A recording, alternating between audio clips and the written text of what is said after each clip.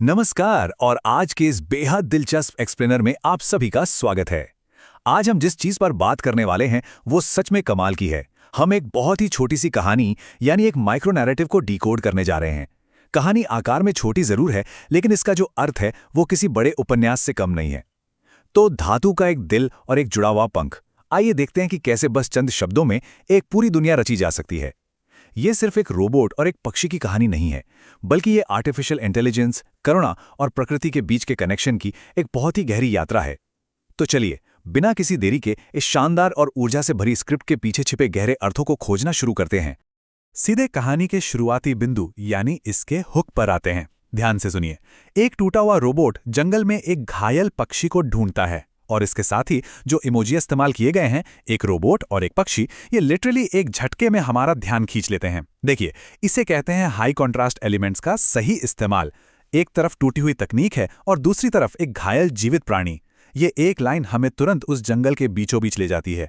मतलब दर्शकों को कहानी से जोड़ने के लिए लंबे चौड़े पैराग्राफ की कोई जरूरत नहीं है, बस सही शब्दों का चुनाव ही काफी है। तो चलिए अब इस हुक की संरचना के अंदर गोता लगाते हैं और देखते हैं कि ये काम कैसे करता है। इस पूरी कहानी के ढांचे को हम 4 एकदम स्पष्ट विजुअल बीट्स में बांट सकते हैं। पहला चरण, एक पुराना जंग लगा रोबोट एक पेड़ के नीचे बैठा है, बिल्कुल ठहरा हुआ। दूसरा चरण, अचानक से एक टूटे पंख वाला पक्षी वहां आकर गिरता है। तीसरा चरण, इस कहानी का चरम बिंदु, जहां रोबोट एक पत्ते और अपनी ऊर्जा की चिंगारी का इस्तेमाल करके उस पक्षी को ठीक करता है। और अंत में चौथा चरण, पक्षी वापस उड़ जाता है और रोबोट उसे हाथ हिलाकर विदा करता है। तो ये है हमारी पूरी नैरेटिव बैकबोन। इन 4 दृश्यों में पूरी की पूरी फिल्म का अनुभव मिल जाता है। अब जरा जूम इन करते हैं और हर एक हिस्से का बारीकी से विश्लेषण करते हैं। अब बात करते हैं विरोधाभास के दृश्य के बारे में, जहां तकनीक और प्रकृति आमने सामने खड़े हैं। इस कहानी का सबसे दिलचस्प पहलू यह है कि ये पूरी कथा को सिर्फ एक विजुअल फ्रेम में सेट कर देती है। एक तरफ हमारे पास है एक पुराना जंग लगा रोबोट। ये एक ऐसी मशीन है जो शायद कभी बहुत मजबूत रही होगी, लेकिन अब धीरे धीरे नष्ट हो रही है, एकदम निर्जीव। और दूसरी तरफ है एक घायल पक्षी, प्रकृति का एक हिस्सा, बेहद नाजुक लेकिन जिंदा। ये मशीनरी और प्रकृति का बिल्कुल सीधा टकराव है। पहले 2 दृश्यों में ही ये जो एक बहुत बड़ा विजुअल क्लैश दिखाया गया है ना, वो हमें सोचने पर मजबूर कर देता है कि भाई जब ये दोनों टकराएंगे तो आखिर क्या होगा। और यहीं से शुरुआत होती है प्रेरक घटना की। वो पल जब असल में ये टकराव शुरू होता है। जरा इन शब्दों पर गौर कीजिए। यहाँ शब्दों का चुनाव देखिए, कितना जानबूझकर और सटीक किया गया है। एक तरफ टूटा पंख और दूसरी तरफ धातु के हाथ। एक पक्षी जो हवा में आज़ाद उड़ने के लिए बना है, वो इस वक्त पूरी तरह से असहाय और कमज़ोर है। और वो गिरता कहाँ है? किसी नरम बिस्तर पर नहीं, बल्कि कठोर धातु के हाथों में। ये सीन उस पक्षी की भेद्यता और उस रोबोट की कठोरता को बहुत ही जबरदस्त तरीके से सामने लाता है। यहीं पर कहानी का तनाव अपने चरम पर होता है कि क्या ये कठोर हाथ इस नाजुक पक्षी को कुचल देंगे या उसे एक नया सहारा देंगे। यहीं पर हम कहानी के सबसे इमोशनल हिस्से पर पहुंचते हैं, ऊर्जा की चिंगारी का बलिदान। यहाँ यह देखना सच में बहुत ही भावुक कर देने वाला है कि कैसे प्रकृति और तकनीक आपस में मिल सकते हैं।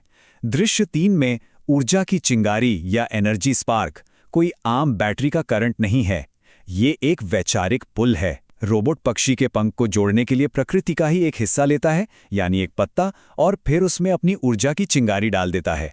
यह सिर्फ एक इलाज नहीं है। सोचिए, अपनी खुद की ऊर्जा जो शायद उस पुराने रोबोट के पास वैसे भी बहुत कम बची हो, किसी और को दे देना, ये एक बहुत बड़ा बलिदान है। ये हमें बताता है कि करुणा दिखाने के लिए आपके अंदर खून और मांस का होना जरूरी नहीं है, बस कुछ देने की इच्छा होनी चाहिए। अब हम बढ़ते हैं अपने अगले हिस्से की ओर, संकल्प और विदाई, एक बेहद ही भावनात्मक अंत। तो दृश्य 4 में हमें एक बहुत ही खट्टी मीठी विदाई देखने को मिलती है। पक्षी अब ठीक हो चुका है और वो वापस अपने आसमान की ओर उड़ जाता है, लेकिन वो रोबोट वहीं जमीन पर है। वो बस अपना हाथ हिलाकर उसे अलविदा कहता है। आपको लगेगा कि एक साधारण सी हरकत है, लेकिन नहीं, ये रोबोटिक वेव एक पूरे हो चुके इमोशनल आर्क को दिखाता है। ये एक ऐसी नई दोस्ती का प्रतीक है जो शायद अब दोबारा कभी ना मिले, लेकिन उसने दोनों को हमेशा के लिए बदल दिया है। बिना एक भी शब्द बोले ये विदाई हमें बहुत कुछ महसूस करा जाती है। चलिए अब कहानी के हैशटैग को डिकोड करते हैं और देखते हैं कि इसके मेटाडेटा का असली अर्थ क्या है। इस स्क्रिप्ट का विवरण एकदम सीधा है। बूढ़ा रोबोट एक घायल पक्षी को बचाता है, लेकिन जरा इस रोने वाले इमोजी पर ध्यान दीजिए। ये हमें बताता है कि इस एक छोटी सी लाइन में कितना गहरा इमोशनल इम्पैक्ट है। और ये जो हैशटैग्स है ना, AI, save, robot, bird, friendship, ये सिर्फ सर्च इंजन को खुश करने के लिए नहीं लगाए गए हैं। इस कहानी ने इन सारे भारी भरकम विषयों को सच में कमाया है। मतलब गहरी दोस्ती और जटिल भावनाओं को महसूस करने के लिए हमें 2 घंटे लंबी फीचर फिल्म की कोई जरूरत नहीं है। बस 4 छोटे दृश्यों में इन सारे हैशटैग्स का असली मतलब हमारे सामने आ जाता है। तो इस पूरे एक्सप्लेनर को समेटते हुए एक बहुत ही उत्तेजक सवाल सामने आता है। क्या सच्ची कृत्रिम बुद्धिमत्ता या AI के लिए धातु के दिल की आवश्यकता होती है, या केवल एक टूटे हुए पंख को जोड़ने की क्षमता की? मतलब क्या AI का काम सिर्फ गणनाएं करना और इंसानों जैसी बातें करना है, या फिर इसका असली अर्थ करुणा दिखाना है?